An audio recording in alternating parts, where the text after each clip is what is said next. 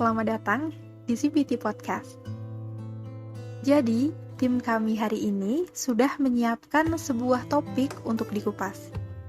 Apakah itu? Kita akan membahas tentang automatic thoughts atau pikiran otomatis.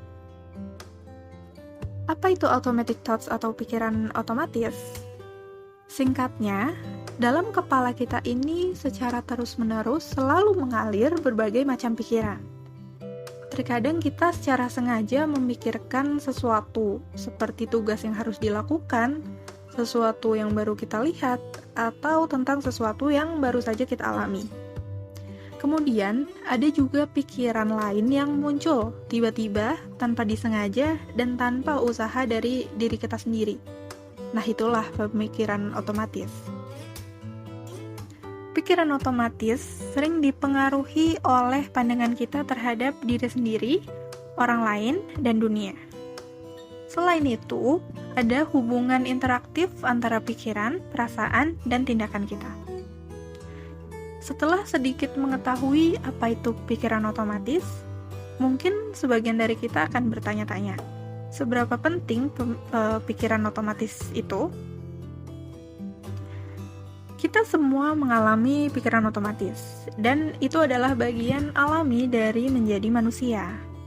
Namun, pikiran otomatis kadang-kadang dapat menjadi tidak terkendali dan mempengaruhi suasana hati, tindakan, atau bahkan fungsi kemampuan diri kita. Seringnya kita akan langsung menganggap benar pikiran otomatis yang muncul dalam kepala dan sepenuhnya percaya pada pikiran itu. Padahal, pikiran tersebut seringkali tidak rasional, tidak membantu, atau bahkan tidak benar.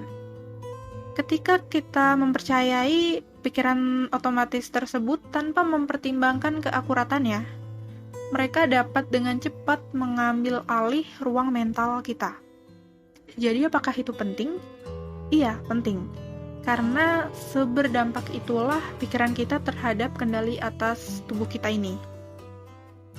Kapan sih pikiran otomatis ini muncul? Bisa dikatakan bahwa pikiran otomatis muncul setiap saat, setiap hari. Bahkan bisa dianggap mereka adalah yang paling dekat dengan kita. Apa contohnya?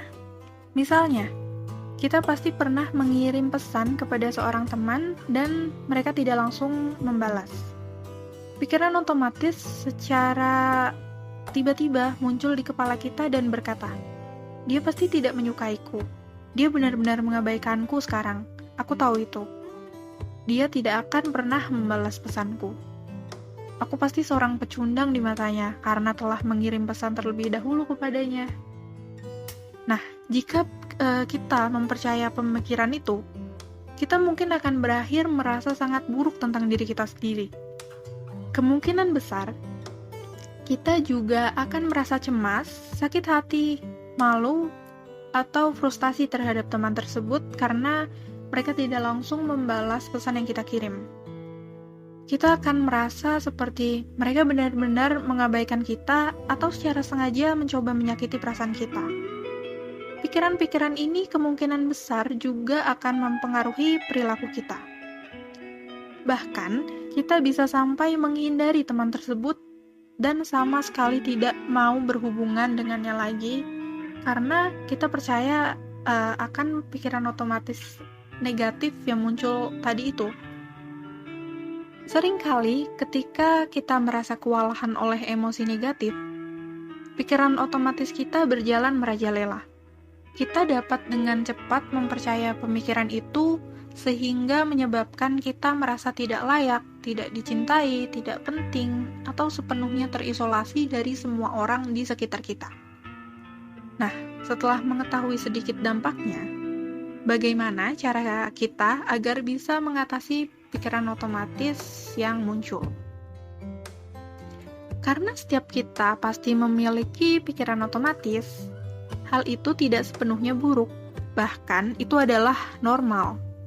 Akan tetapi, kita dapat menghadapi banyak kesulitan sewaktu pikiran otomatis yang tidak ada habisnya itu sudah mengambil alih ruang mental kita. Untuk bisa mengatasinya, kuncinya adalah membangun kesadaran atas pikiran otomatis kita untuk berusaha menantang dan kemudian mengubah pikiran otomatis itu. Langkah pertama adalah membangun kesadaran. Jika kita tidak menyadari pikiran otomatis yang kita alami, atau kita memandangnya sebagai hal yang benar-benar akurat, tidak banyak yang dapat kita lakukan untuk mengubahnya. Untuk bisa mengubah, mulailah dengan menuliskan pikiran-pikiran itu. Mungkin akan terasa aneh pada awalnya, tetapi dengan menuliskan pemikiran otomatis yang muncul di kepala kita, itu dapat membantu kita melihatnya dengan lebih jelas, mengidentifikasi tema-tema dalam pikiran tersebut, dan menentukan seberapa rasional atau irasionalnya itu. Setelah kita memperoleh kesadaran akan pikiran otomatis kita dapat mulai menantang mereka dengan mengemukakan suatu alternatif, yaitu pemikiran yang lebih rasional.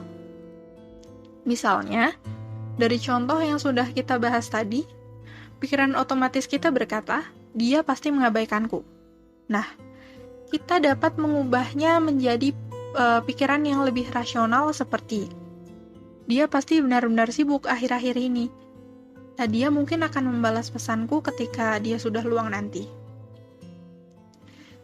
Pemikiran itu jauh lebih mungkin untuk membantu kita merasa lebih tenang dan tidak stres karena tidak langsung mendapat balasan pesan dari teman kita tersebut.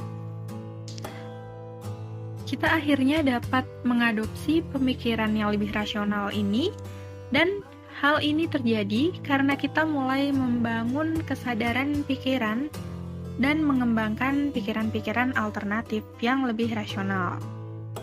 Sekali lagi, itu bukan untuk mencegah pikiran otomatis agar tidak pernah terjadi lagi. Sebaliknya, itu adalah untuk membantu kita dengan cepat mengenali, menantang, dan mengubah pikiran kita untuk memperoleh kendali atas ruang mental kita dan untuk merasa lebih tidak stres, cemas, tertekan, marah, atau bahkan merasa rendah diri. Dan langkah-langkah untuk mengatasi pikiran otomatis yang muncul tadi juga bisa digunakan oleh konselor untuk memfasilitasi konselinya dalam menyelesaikan masalah seperti di atas. Nah, kami berharap topik yang dibahas hari ini bisa bermanfaat untuk kalian yang sudah mendengarkan CBT Podcast. Dan ilmu yang kita peroleh bisa langsung diterapkan dalam kehidupan sehari-hari. Semoga kita semua selalu sehat dan bahagia. Cukup sekian, sampai jumpa di topik berikutnya. Bye!